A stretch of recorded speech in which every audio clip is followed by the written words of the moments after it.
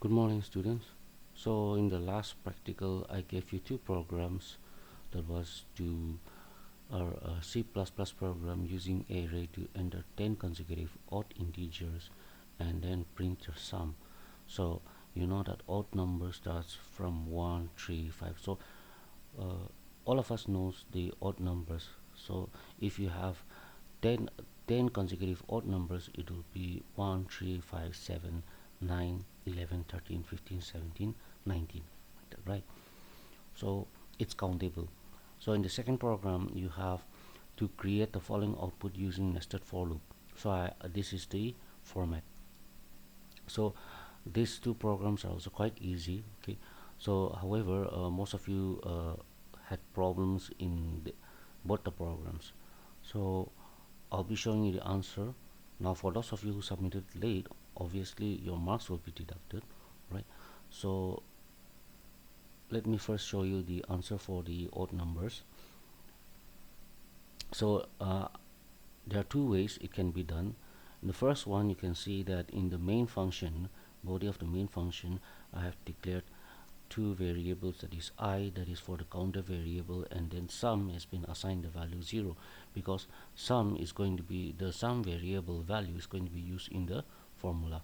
So since you have to produce the output like 1, 3, 5, 7, like that, okay, so starting with the prompt, cout slash t, that is tabs 1 tab space 10 consecutive odd numbers are, and then nl, which is used in place of slash n backslash n. So this also is the same like slash n.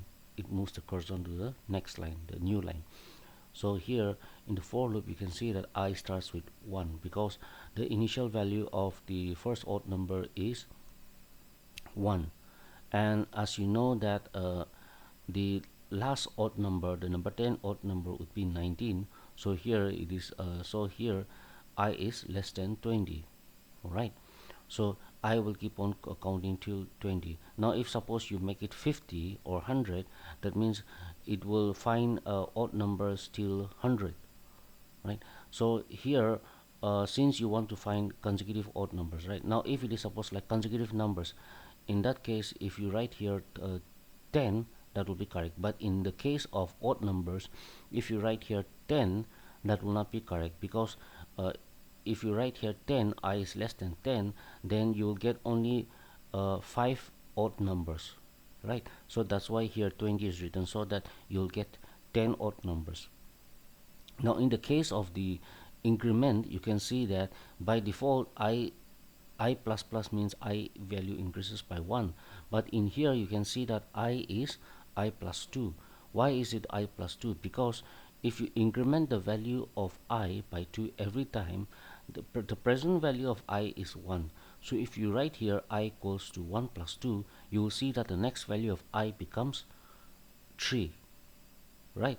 And then now so I becomes 3, and then next time again if you increment the value of I, then it will be I equals to 3 plus 2 5, right? And then again 5 plus 2 7.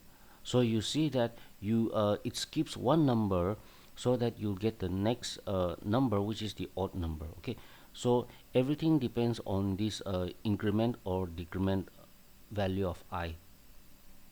So if it is like I plus 1, it will be 1 2 3 4 5, like that. But when you make it I plus 2, it becomes 1 3 5 7, like that. And if you make it I plus 3, it will become 1 4, and so, right?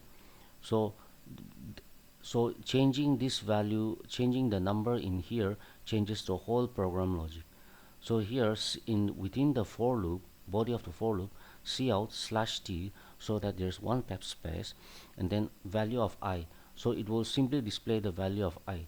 So here the consecutive odd numbers will be displayed one at a time. So what value stored in I, 1 3 5 7, will be displayed, and then in the next line the sum formula will be added. So since we have to find the sum of 10 consecutive odd numbers, so here sum equals to sum. So here initially sum is assigned the value 0, because if you assign any other value other than 0, then you will not get the correct output. suppose like 1 plus 3 plus 5, you have to do that. You have to add 1 plus 3 plus 5, or 1 plus 3, so it should be 4, right? So if you add here 1, suppose like sum equals to 1, then I value is 1. 1 plus 1, 2. So next time you add 2 plus 3, you get 5 and not 4, right? So that's why sum is assigned the value 0, and sum should be assigned a value, because if you do not assign, a garbage value will be assigned to the variable sum. So as the for loop continues, this I will get increased by 1 plus 2, 3. 3 is less than 20. Again, this will be displayed, and then sum will display sum equals to the previous value was 0 plus 1, 1, right? So now sum will be 1 plus 3 equals to 4. So this will keep on adding till you reach I is less than 20, that is 19 is less than 20. So the final output after the for loop becomes false. Then it will come here, see out, sum of 10 odd number is, and then it will display the sum, right? So if you run this program, you'll get like this: 10 consecutive odd numbers are, so it displays all the odd numbers here, and then sum of 10 odd numbers is, so you get the answer 100, right? Now the second method is, you can do it like this. So here sum is assigned the value 0. Again, see out, the prompt message comes out, 10 consecutive odd numbers are, and in here you can see that I is initialized in the for loop itself. That can be done just before the variable is used. You can initialize it also, right? So instead of initializing I here, it can be done in the for loop itself, in I equals to 1. So here you see that I is equals to I plus 1, not plus 2, right? So because here in the for loop you can see that there is an if block, if test expression. Now in this if test expression, based on this the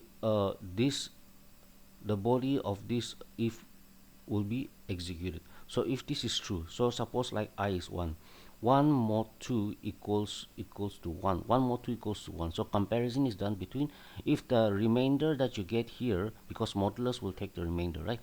So if the remainder that you get here is equals to 1, so when you divide 1 by 2,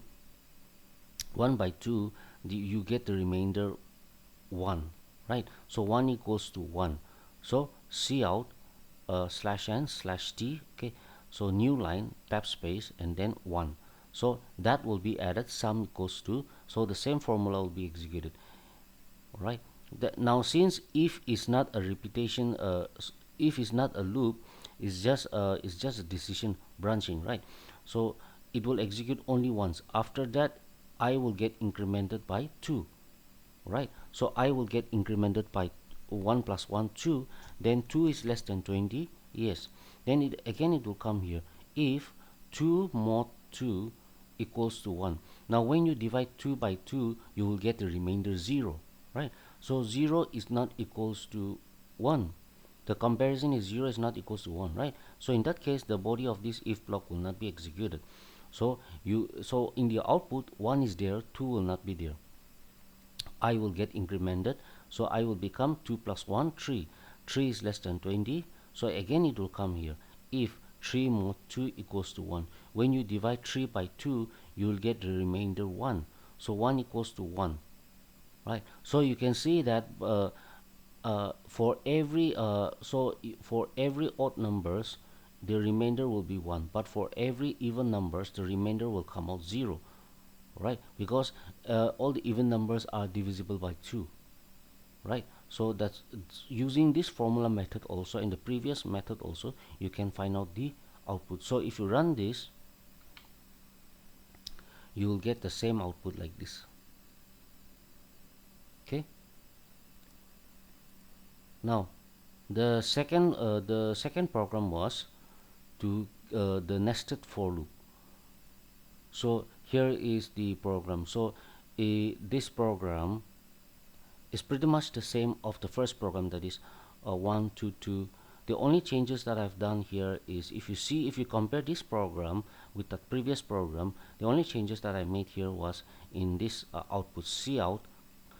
Instead of loop, I make this count, because if you make it loop, uh, if you make it loop, okay, every time the loop changes, okay, so loop is 1, right, then loop becomes 2, it will become 2 2, loop becomes 3, it will become 3 3 3, like that. But in the case of here always the count starts with 1 inside the nested for loop, so it will always be 1, and then as counts the increments, then it is less than the or equal to the loop, then it will become 1 2 1 2 3, like that. So if you see here, so this is the output that you should get: 1 1 2 1 2 3 1 2 3 4 1 2 3 4 5, right? So you can see that if I just change this from this count to loop, you'll see that you get this output 1 2 2, right? So it's very simple, you just need to change this variable, right, and then you get this output. So likewise, you make some changes in the program, okay, practice on it, and then yeah, the more you practice, the more you will learn on this, right? Nested for loop is very important, right?